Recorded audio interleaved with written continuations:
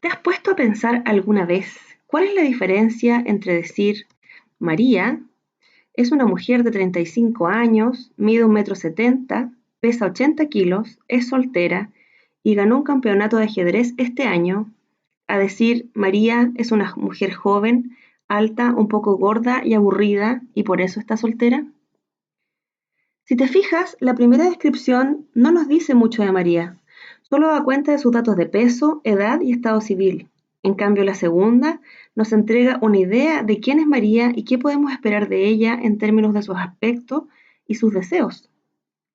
Nos encontramos aquí frente a dos actos del habla muy diferentes entre sí y que nos generan posibilidades muy distintas.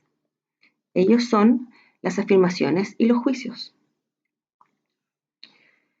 Las primeras, las afirmaciones, tienen la capacidad de describir la realidad en base a datos objetivos, que pueden ser comprobables y para los cuales se puede proporcionar un testigo. Es decir, si nosotros pidiéramos a cualquier persona que nos diera las medidas y el peso de María y su edad, todos llegarían a la misma información.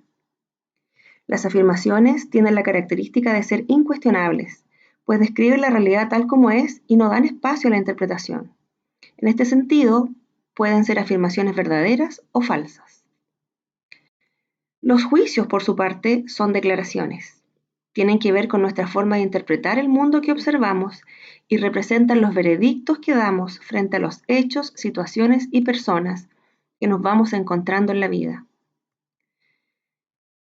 Están fuertemente condicionados por nuestras propias experiencias, discursos históricos y sociales y todo lo que hemos aprendido a lo largo de nuestra vida. Y siempre son susceptibles de ser cuestionados. Dan cuenta de nuestra forma de observar y entender el mundo en base a lo que hemos vivido y aprendido. Por ejemplo, si le preguntáramos a un niño de 8 años si María es joven a sus 35, probablemente diría que no. Y por el contrario, si le preguntáramos a alguien de 60 años si María a sus 35 años es joven, probablemente diría que sí. Todo dependerá de quién esté emitiendo el juicio y su propia percepción de lo que significa ser joven, es decir, de su propio observador. Los juicios tienen un enorme poder generador de realidad. Tienen la capacidad de predisponernos frente a las situaciones y personas que juzgamos, generando un contexto en el cual nos relacionaremos con esa situación o persona. Piensa cómo afectaron tu percepción de María y tu disposición hacia ella los juicios que emití. La importancia de tener clara esta distinción es no confundir nuestras afirmaciones con nuestros juicios, pues cuando esto ocurre tendemos a creer que las cosas que interpretamos son la verdad. Entonces nos relacionamos con ellas con rigidez y sin posibilidad de cambiar o ampliar nuestra forma de entender la vida y limitando nuestras posibilidades de acción futura en relación a esas situaciones o personas. He aquí la clave. Los juicios conectan el pasado, el presente y el futuro, pues se realizan en el presente a partir de experiencias e interpretaciones pasadas y su poder radica en que modelan el tipo de relación futura que tendremos con aquello que hemos juzgado. Establecen nuestro campo de acción y los límites que nos pondremos para relacionarnos con esa situación o persona. Los juicios, al contrario de las afirmaciones, no son verdaderos ni falsos, sino que serán válidos o inválidos dependiendo de la autoridad que tengamos para emitirlos. Los juicios afectan la identidad de las personas y situaciones que juzgamos. Cuando decimos que María es aburrida y está buscando novio, estoy generando una identidad de esa persona, como alguien inseguro, poco interesante tal vez.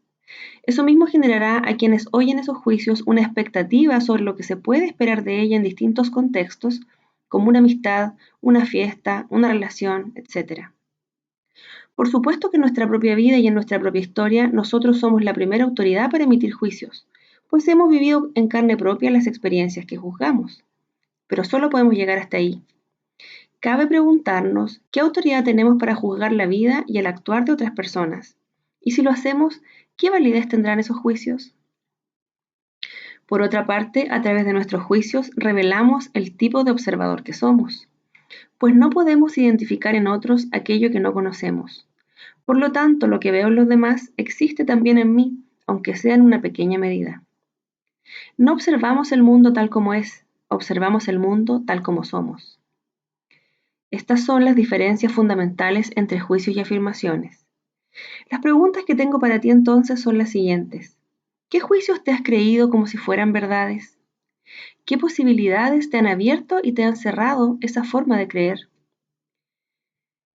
Esa es la invitación que les dejo para la próxima clase. Los espero.